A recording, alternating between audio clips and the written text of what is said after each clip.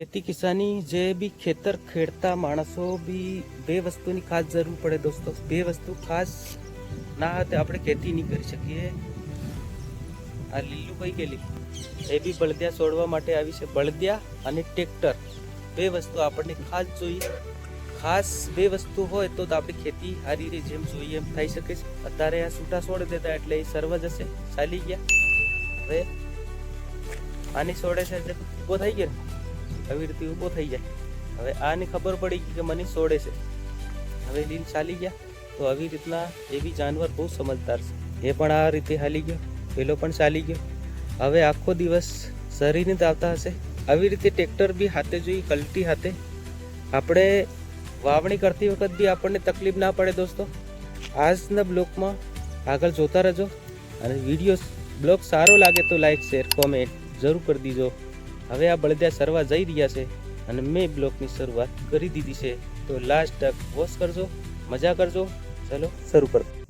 હાલો દોસ્તો, નમસ્કાર. જય ભારત, જય આદિવાસી, જય જોહાર. મેં તમારું સ્વાગત કરું છું યુટ્યુબ ચેનલ પર, ફેસબુક પર, બંને પર આ વિડીયો જોતા હશે મારો બ્લોગ. આશા કરું છું તમે સારા હશો, મેં બી સારો છું, ઘરે જ છું. કાલે મને એવો બધો પ્રોબ્લેમ આવી ચૂક્યો કે બીજી પરેશાની એકને હટાવી તો બીજી આવી ગઈ. હવે ત્રીજી પરેશાની અને બીજી પરેશાની શું છે તમને બતાવું. પરમ દિવસ ટ્રેક્ટર ચાલુ હતું પણ શેષિસ અચાનક મોરબ ભરેલો હતો, ખાડામાં બિલ બેઠું એટલે મારી શેષિસને ક્રેક આવી ગયો, થોડીક તૂટી ગઈ છે. આપણે આજે બિલ્ડિંગ કરાવવા જવું પડે અને આજે ભાણિયો લાડી લઈ આવે એટલે એ પણ હવે એનો નિકાલ કરીશું અમે. પૈસાનો બંદોબસ્ત કરીને અમારા જે બી વ્યક્તિ, અમારા જે આદિવાસી પરંપરામાં આ લોકો બહુ દેશ લે છે, બરોબર. તો દેશનો નિકાલ કઈ બી રીતે કરીશું અમે. અને અમે હવે એના ધક્કા ચાલુ થઈ ચૂક્યા છે. બેનના બી ઘરે બી પ્રોબ્લેમ આવ્યો છે, મારે ઘરે બી પ્રોબ્લેમ આવેલો 6 મહિના પહેલા. તો આજે હવે નવો પ્રોબ્લેમ મારી બેન ત્યાં બી આવ્યો છે. હવે માણસ બી સુધરી ચૂક્યો છે. જે તમે એક વખત વિડીયો તમને દેખાતો હશે, મેં યુટ્યુબ પર નાખ્યો તો લગભગ 12 મહિના થઈ ગયા. બહુ હેરાન કરતો તો એ પણ સુધરી ગયા છે. હવે બહુ સારી લાઈફ જીવે છે. પણ છોકરો હવે લાડીલી આવે એટલે એમનો બી નિકાલ કરવો પડશે. અને હવે આપણા બ્લોગમાં બહુ વાર લાગતી હતી દોસ્તો. હવે વાર ના લાગે, બહુ કામ બીજી હતા. બહુ કામની પ્રેશર આવી જાય દોસ્તો, તો શું કરીએ, કંઈ ટાઈમ જ નહીં મળતો. સવારના 6 વાગે નીકળી જતા હોય, સાંજે રાતે 9-10 વાગે આવતા હોય એટલે પછી બહુ થાકેલા ઊંઘી જઈએ. એના પછી રાત ખબર જ નથી. એટલે જિંદગી એવી રીતે જીવન જીવવામાં બહુ તકલીફ કરવી પડે દોસ્તો. કેમ કે જે બી આપણે જિંદગીની સ્ટ્રક્ચર કરતા જઈને આવીએ છીએ, કરવું પડે દોસ્તો. શું કરે, આપણી બહુ મહત્વની છે દોસ્તો. કેમ કે આપણે જીવનમાં પૈસા કમાવાની કોશિશ નહીં કરી, આગળ बढ़વાની કોશિશ નહીં કરી, તો સાથે દિવસે બહુ તકલીફનો સામનો કરવો પડે છે. ને એટલે બધે બહુ મોટી વાત તો નથી કરતા આપણે, પણ જેને જે બી સમસ્યા હશે હવાની ખબર હશે, તમને મને બધાની ખબર છે આની વાતની. તો હરેક માણસોનો જણાવવા માગું છું, ટાઈમની આપણે જે બી કદર કરતા હશે, કદર કરતા આવી રહ્યા છે, કદર કરતું જ જવું જ પડશે. આ જિંદગીમાં બહુ જિંદગીનો સામનો કરીને અને લડીને ઘણા બધા માણસો કંઈ તકલીફ આવે એટલે પાણી કરી દે, પણ આપણે નથી કરતા. મારે જે શેષિસનો પ્રોબ્લેમ આવ્યો, હું તમને અત્યારે લાઈવ બતાવું. આ આપણું ટ્રેક્ટર છે. આપણા બળદિયા બી પાછળ બાંધેલા છે, તમને જોવાતા હશે. મેં ઘરની પાછળ છું, આપણો ઘરનો પાછળનો વ્યૂ છે આ. અને અહીંયા ક્રેક આવી ગઈ છે દોસ્તો. અહીંયા મેં વેલ્ડિંગ મરાયેલું તો પણ અહીંયા ક્રેક આવી ગઈ આ ચેનલની અંદર, અને શેષિસની અંદર આ ક્રેક આવી ગઈ. કેટલું મોટું લગભગ આ વેલ્ડિંગ મારેલું છે, પણ બિલકુલ હલકું મારેલું. અને શેષિસને બહુ લોડ પડવાના હિસાબે ખાડામાં ગયું ને દોસ્તો, એટલે કિચડમાં ઘૂસી ગયું ખારકવાની અંદર. એટલે આને બહુ લોડ આવવાના કારણે થોડું કરેક્ટ થઈ ગયું છે, નુકસાન જેવું.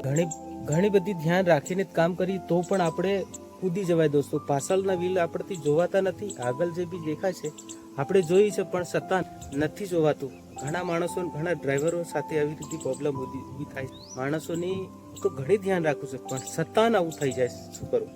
એટલે નીતિ પ્રોબ્લેમ આવતા રહેશે. અને હવે આ ટ્રેક્ટર ધોયું નથી, મેં તમને ધોયું નથી, પણ સાફ સુથરું તો છે. હજી બી આપણે રેડિયેટર પાણી આતે બધું ચેક કરીને ચાલતા છે.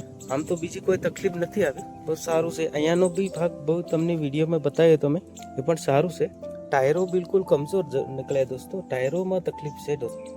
આમ બહારથી શેષિસ બહુ સારી લાગે છે, પણ હવે કેમ પ્રોબ્લેમ આવે છે આની અંદર જૂનું લોખંડ થવાને કારણે આવો કોઈ પ્રોબ્લેમ આવે દોસ્તો. તમને જે પ્રોબ્લેમ આવી એવી રીતે તમને આવો નવો પ્રોબ્લેમ તમને કદાચ આવે તો આપણે શું કરવું પડશે કે હવે એને સપોર્ટ મેલી અને પહેલા વેલ્ડિંગ કરાવી અને સપોર્ટ મૂકી અને પછી જ આપણે એને ચાલુ કરી. એટલે હવે આને મોટે પાયે કામ કરાવવું પડશે, પાક્કું વેલ્ડિંગ મરાવવું પડશે. પાક્કું વેલ્ડિંગ મરાયા પછી આપણે કંઈ બી કામ કરી શકશું. ત્યાં સુધી આપણથી વધારે કંઈ વજનવાળું લોડવાળું ના ભરી શકીએ. એટલે એના માટે મારે દાહોદ જવું પડશે આજે અને હું ઘરે જ છું. અહીંયા ત્રીને આપણા બ્લોક બધા તમામ આવતા હશે. ટ્રેક્ટર મારી પાછળ છે અને ઝારના ચાલુ થયા તારના સખત ચાલતા હતા અને રાત દિવસ મહેનત કરી દોસ્તો. આટલી જ મહેનત આપણે કર્યા વગર તો મેળ પડતો નથી આપણી જિંદગીની અંદર. અત્યારે બધું ઠંડુ પવન થઈ ચૂક્યું છે દોસ્તો. ચોમાસાની આગમન લગભગ મારા ખ્યાલ હવે થશે અને વાવણી બી સારી રીતે કરશું. ગેસ ચાલ આપે વાવણી લગભગ 6 મહિના કરી દીધી તે. આજે 6 મહિનો બેસી ગયો છે. 6ની 8 તારીખ થઈ. સવારના લગભગ 8 ઉપર થવા આવ્યા છે. હવે થોડોક સમયમાં આપણે જે બી કરતા આવે એ કામ બી લેવું પડશે. કેમ કે રોજિંદા આપણી ખેતી કરવા વાળા ખેતીની ફાળ હોય. અનાજ, બિયારણ, ખાદ, દવા તો નહીં નાખવી જોઈએ હંમેશના માટે. ખાદ બી નહીં નાખવું જોઈએ. આપણે શરીરને નુકસાન પહોંચે એવું કામ નહીં કરવાનું. હવે આ ટ્રેક્ટરનું કામ વધી ગયું છે. આપણે દાહોદ જશું આજે. બીજા બ્લોકમાં એ તમને બ્લોક જોવા મળશે. વેલ્ડિંગ કરશું અને જોશું કેટલા પૈસા થાય છે. આપણે તમામ ટાર્ગેટ જોશું. ટ્રેક્ટર રાત દિવસ ચાલીને વ્હીલો બી તમને દેખાતા હશે અને કેટલા ખરાબ થઈ ચૂક્યા છે લોકો. પણ શું કરીએ, મહેનત પડે એટલે એ બી ના રહે દોસ્તો, ઘસાઈ જાય થોડું. હવે આ આપણે તમને પાછળનો બી બતાવું છું. કેમેરે કોઈ પકડનાર નથી એટલે હું મારે જાતે તમને બતાવું છું. તો આ લાલ પટ્ટી મેં એના માટે રાખી છે, પાછળ જે સાધન આવે એમને દેખાવી જોઈએ દોસ્તો. બંને જોવે છે તો બી હીટી ગઈ છે, આપણે લગાવી દઈએ. ક્યારે બી ટાઈમ મળે એટલે બધી પટ્ટી મારવી જરૂરી છે. સાઈડમાં બી મેં કલર એવી રીતે મારેલો છે આપણો, તમને જોવાતો હશે. અહીંયા બી ખૂંટે બી મેં પટ્ટી જ મારી છે. સામેવાળું સાધન આવે એમને જોવાય પણ હીટી ગઈ છે, બધી ખરાબ થઈ શકે છે. હવે બધી કંઈક નવી નાખશું આપણે. ટૂંકમાં કમ્પ્લીટ રાખતા છે. બહુ ધ્યાનથી ચલાવી છે એટલે કોઈ વાંધો આવતો નથી. આગળના વ્હીલ બી સારા છે, સર્વિસ કરીને કમ્પ્લીટ ઓકે કરી મૂક્યા છે. સારી બી આગળનો શો બી આપણે બહુ ઘણા માણસો તો બગાડી છોડ દે આને, પણ મેં બહુ હાંસવણી રાખી છે. અહીંયા બી પાછળ બી એની પટ્ટી આવે છે, પેલી બાજુ બી એની પટ્ટી આવે જ છે દોસ્તો. તો બંને બાજુ આ પટ્ટી લાગતી હોય છે દોસ્તો. અને આ ટ્રેક્ટર તમને જેટલું લાગે છે નાનું, પણ આની બહુ તાકાત છે, બહુ તાકાત. પાછળ જોવો, લાલ પટ્ટી બંને બાજુ તમને નજર આવતી હશે. આ બંને બાજુ, એટલે બંને બાજુને ચારે બાજુને વ્યૂ બતાવું તમને. આવી રીતે મારો કલર થયેલો જ છે ઓલરેડી. અમે આવી રીતે જ કરેલો કલર જે પાછળ પટ્ટી છે ને. તો આવી રીતે આપણે ખતરાની પટ્ટી બહાર રાખવી પડે. આપણે પટ્ટી નહીં રાખી તો કોક જાય ને અડી જાય, દેખાય નહીં અંધારામાં.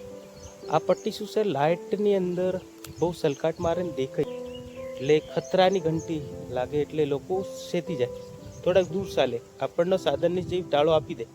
આજે પવન બી બહુ વધારે ફૂંકાઈ રહ્યો છે.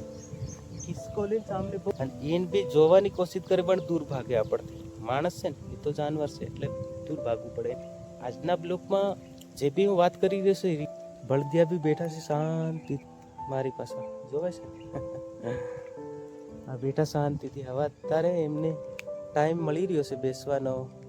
તમે જોશો બહુ હળ લાકડું ખીસવાની તૈયારીઓ થઈ શકી છે, બરોબર. અમારો સાથ ને સહયોગ પૂરેપૂરો હસી રીતે, પૂરો ઈમાનદારીથી આ બળદિયા ચાલતા હોય છે દોસ્તો આપણા. ને ખેતી કરવામાં જરાય પાછી પાની નથી કરતા. આપણી હાથે બળદોડ એમ કહેતા ઉઠી જાય. પાણીને ટાઈમે પાણી પીવાના ટાઈમ થાય એટલે ટાઈમ એ નહીં ચૂક્યા. આપણે બતાવીને એટલે ચાલી જાય ત્યાં. અને ટાઈમ ઘરે આવવાનો થાય એટલે એ કેટલા સમજદાર છે. ઘરે આવવાનો ટાઈમ થાય એટલે ચાલી જાય ઘરે આવીને જ ઊભા રહે. હળ લાકડું છોડવાનું થાય એટલે હળ લાકડું છોડાવવા માટે બી ઊભા રહી જાય છે. કેટલી સમજદારી વાપરે છે આપણા બળદિયા. એક આ બેઠો છે, બહુ હોશિયાર છે એ. જરાક આમાં લાકડી અંદર કરતા ની હાથે આપણે હેંડી જ જાય. ઊભો રહે એમ કહેતા ને ઊભો રહી જાય, જેમ કે એમ ચાલી જ પડે. એટલે આવી રીતના આપણા બળદિયા છે. રજા આપજો. જય ભારત, જય આદિવાસી. ફિર નયા બ્લોક में फिर मिलूँ છું. જય જવાહર, જય આદિવાસી. બધા ભાઈઓને રામ રામ.